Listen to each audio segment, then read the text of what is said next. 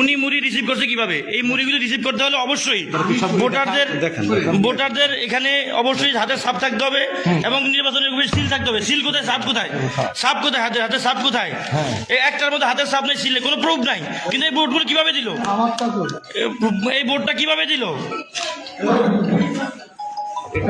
যারা সহকারী আছে তাদেরকে আমি তো ডাকাই দেখি ওরা না, আপনি বলেন এই যে এই ভোটগুলো কিভাবে দিল? আমি তো আপনাকে বলতে না না না, এই ভোটগুলো কিভাবে দিল?